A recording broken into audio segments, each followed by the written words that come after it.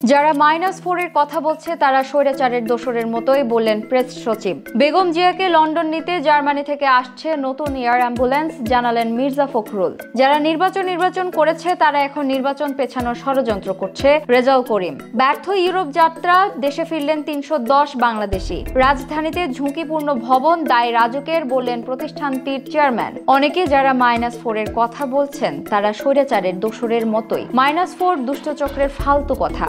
এ বিষয়ে ইস্যুতে চলমান বিতর্কের মধ্যে এমন মন্তব্য করলেন প্রধান উপদেষ্টার প্রেস সচিব শফিকুল আলম। তিনি বলেন, যারা মাইনাস হয়েছে তারা হত্যাযোগ্য করে মাইনাস হয়েছে। মাগুরায় এক ফুটবল টুর্নামেন্টের উদ্বোধন শেষে তিনি এসব কথা বলেন। এ সময় বেগম খালেদা জিয়ার সম্পর্কে বলেন, বেগম খালেদা জিয়া আমাদের ন্যাশনাল লিডার, জনগণের লিডার। তিনি এখন নির্দিষ্ট কোনো পার্টির লিডার নন।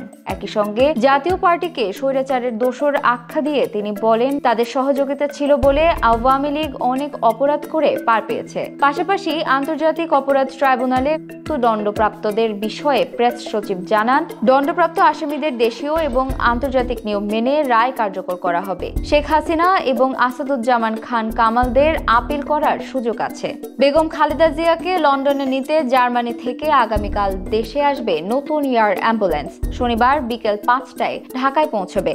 কাতার সরকার বিমানটির ভাড়া, লজিস্টিক ও অনুমতির সব দায়িত্ব দিয়েছে। এ তথ্য নিশ্চিত করেছে কাতার দূতাবাস। এর আগে কাতারের আমিরের পাঠানো বিশেষ এয়ার অ্যাম্বুলেন্সটি টেকনিক্যাল সমস্যা দেখা দেওয়ায় যাত্রা বিলম্বিত হয়। এ বিষয়ে বিএনপি মহাসচিব মির্জা ফখরুল ইসলাম আলমগীর জানিয়েছে, কারিগরি ত্রুটির কারণে বিমানটি আজ আসতে পারেনি। শনিবার বিকেল 5টায় এয়ার অ্যাম্বুলেন্স ঢাকায় পৌঁছতে পারে। তিনি আরো বলেন, বেগম জিয়া গণতন্ত্রের জন্য জীবন উৎসর্গ করেছেন। বাংলাদেশের সব মানুষ দল মত নির্বিশেষে এই মহান নেত্রীর জন্য দোয়া করছেন। এদিকে ডক্টর জুবাইদা রহমান এভারকেয়ার হাসপাতালে খালেদা জিয়ার সর্বশেষ পরিস্থিতি দেখেন। হাসপাতালের মেডিকেল বোর্ডে যুক্ত হয়েছে চীন ও যুক্তরাজ্যের বিশেষজ্ঞরাও। যারা এতদিন নির্বাচন করেছে তারা এখন নির্বাচন পেছানোর ষড়যন্ত্র করছে। রাজধানীতে ইসলামী ছাত্র আন্দোলনের কেন্দ্রীয় সম্মেলনে এমন অভিযোগ করলেন ইসলামী আন্দোলন বাংলাদেশের আমির সৈয়দ মোহাম্মদ রেজাউল করিম। দেশের রাজনৈতিক পরিস্থিতি নিয়ে তিনি বলেন, দেশের মানুষ আর লুটেরা রাজনীতিবিদদের ক্ষমতায় দেখতে চায় না। এ বিষয়ে ভবিষ্যৎ নেতৃত্বের বিকল্প নিয়ে রেজাউল করিম বলেন, বিকল্প হিসেবে ইসলাম ও দেশপ্রেমিকদের ক্ষমতায় দেখতে চায়। এ সময় সরকারের প্রতি নির্বাচনের ন্যায্যতা নিশ্চিত করার আহ্বান জানিয়ে তিনি আরো বলেন, সরকারকে নির্বাচনের জন্য লেভেল প্লেয়িং ফিল্ড তৈরি করতে হবে। এছাড়াও দেশকে নিয়ে যাতে কেউ ষড়যন্ত্র করতে না পারে সেজন্য দলের কর্মীদের সতর্ক থাকার আহ্বান জানান। লিবিয়া থেকে দেশে ফিরলেন আরো 310 বাংলাদেশি।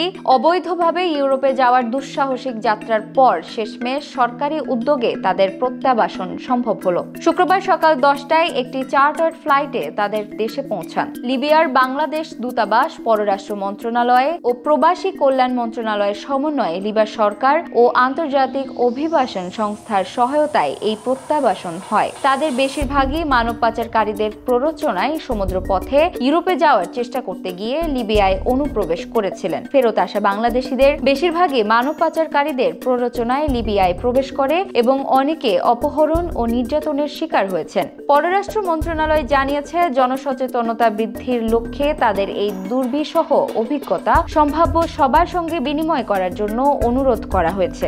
আন্তর্জাতিক অভিবাসন সংস্থা তাদের পথ খরচা, খাদ্য সামগ্রী এবং প্রাথমিক চিকিৎসা সরবরাহ করেছে। এর আগে গত 1 ডিসেম্বর দেশে ফিরেছেন 173 বাংলাদেশি।